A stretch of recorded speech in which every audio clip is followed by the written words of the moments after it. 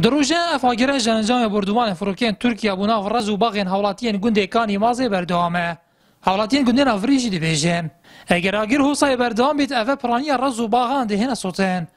اوجبر گوجه هکی مترسیه لو ماجی تانوکه چش خلق گنده حولا و مراندن آوی آگری نداینه. وقت سال وقت رزو عالم نبیش نوفدو ملکیه عالم نبیش نوفدو عالم شد داری بخنوگ هذا داری جی همی گفت طایر لیت زفرن و گفت لیت دای خودت تاثیر کو مازن نمیکرد یک جوری خاص ما رزمه لویره اوگر ما نزدیک به چند میتره کو اوگر کازنری چوگریجی و منیدن نمیشه حقوقی کچنو گریجی و مرینی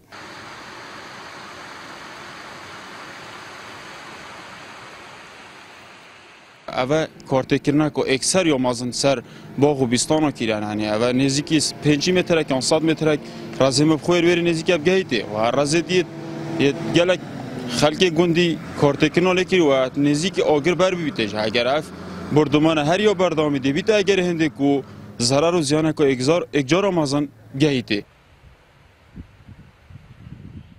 و کو خلقی اوی گندی دی بیجن بریانه ها جوگا گندی بو آرمانجا روکیتان و دنها دا جی رز و باغ بوین آرمانج یعنی جو مگال خراب کرد حتی ما جو خود چه کردی و جورا کدی شویدینا شوودی توتین منوتی آقوریت بینی آقوری ماجی خرس و طفا ما بازی های ما مرمورات تاین یعنی ویگو به محروم بیل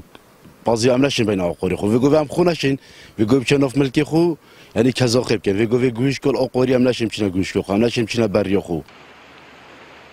دوما ایجار فروکین ترکیه نزدیکی 4 جار سنور گنده کانی مازه بردومان کرینه و در انجام دا آگیر بر بویا رز و باغین حولاتیان گنده نافری دکویده سنور نحیا چما که چندین جار جلای روکیتین فروکین ترکیه بویا آرمانج نیاتور امارین نارتی